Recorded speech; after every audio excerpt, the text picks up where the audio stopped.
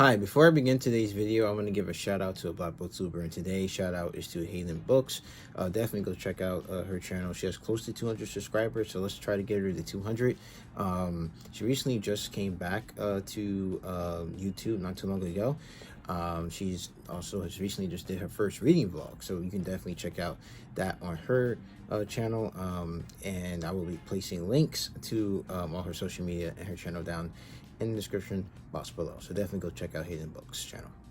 Hi, my name is Justin, aka Ghost Reader, and today I'm going to be doing a video on the Harlem Renaissance. This video is part of my Topics in Black History video series, where I talk about a topic in Black history every weekday in the month of February. You can see all the other videos on my channel. I have a playlist of all the videos I've done so far, so you can check them out there.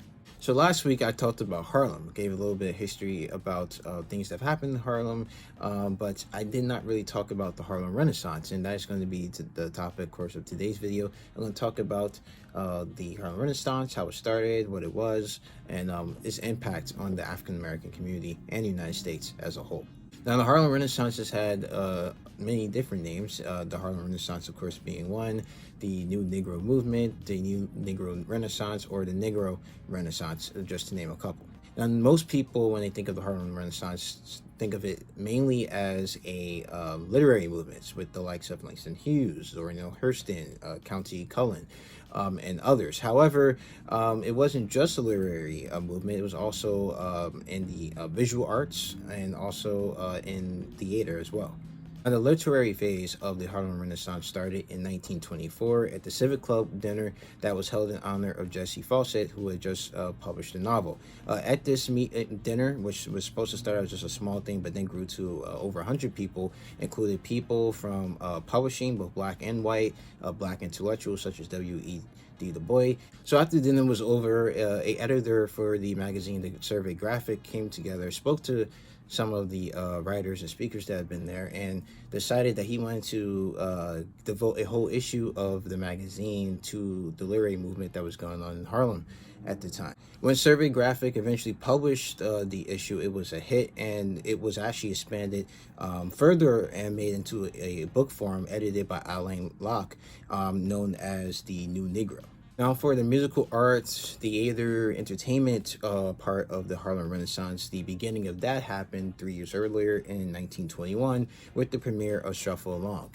It was a musical comedy that was put together by all black producers and had like an all black cast, including people like Paul Robeson and Josephine Baker's, whose careers were beginning to take off.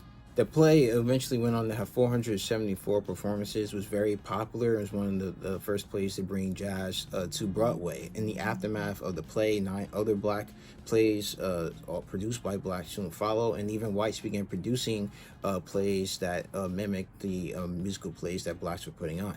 It was also during this time period that you see the rise in the popularity of music like jazz and the blues. Jazz, of course, it came from the South as well as the blues, and was kind of imported up north to Harlem, but very famous people involved like W.C. Handy and Ma Rainey involved in the blues and jazz and bringing it to people up north. After the World War I, not only was it popular in the African American community, but whites also began to enjoy and listen to jazz. In the visual arts, you had Aaron Davis, who's called the father of African American art, doing his art pieces, and also Jacob Lawrence, who does a very great exhibition called the Great Migration, which is about the Great Migration, and it's a series of paintings showing African American life as they move from the south to the north in the Great Migration. And if you get a chance, you should definitely go check it out. I forget exactly where it is now, but you can find out more information on that online. Actually, I'll put it down in the description box below, because it's actually a thing I think you should go see. Now, no matter what type of art was being performed or produced, whether that be writing books, short stories, novels, making music, making plays, these people who participated in the Harlem Renaissance were not following the expectations that blacks or whites had for them. So, of course, most whites didn't take a lot of the blacks art seriously before this period, and in this period, you begin to see more interest in it.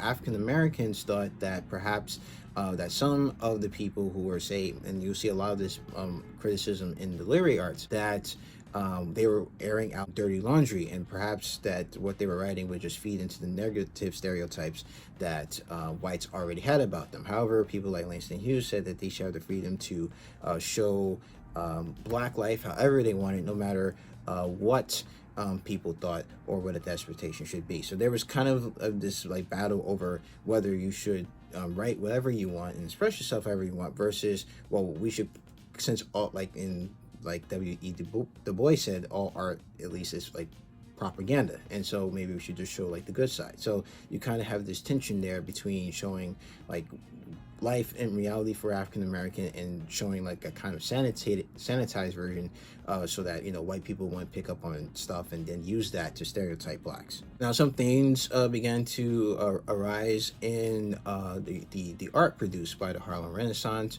One was looking into African Americans' past in the South, and you see like, for example, novels by Jane Toomer or Zora Hurston, where they were looking at African Americans experiences in the South, what African Americans' lives looked like in urban areas, particularly Harlem, and also what our African roots were like, because also at this time a lot of interest was there was a lot of interest in Africa because of the recently discovered tomb of King Tut. So a lot of people were looking at Africa, and a lot of Africans Americans were looking at their African roots. Also, there were nationalist and pan-African movements going on at the time, like Marcus Garvey's, which had interest towards Africa. So you kind of see that in the art of the Harlem Renaissance as well.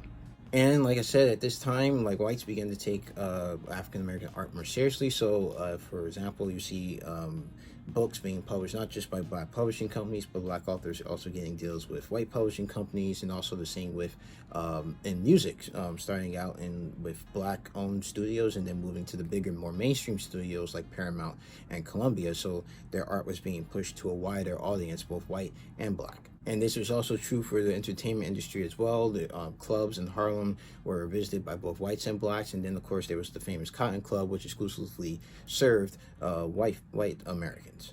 Now, after the 1930s, the Harlem Renaissance kind of peters off. There isn't really like an endpoint for it, but by like at least the 40s, the Harlem Renaissance isn't really like the new generation of authors and writers and people creating art in the African American community are no longer harkening back to the Harlem Renaissance. They're kind of paving and blazing their own paths. People like Richard Wright, they're blazing their own paths too, without necessarily harkening back to the Harlem Renaissance. But people from the period did not necessarily just go away. Langston Hughes and people like Zora Hurston were still producing works.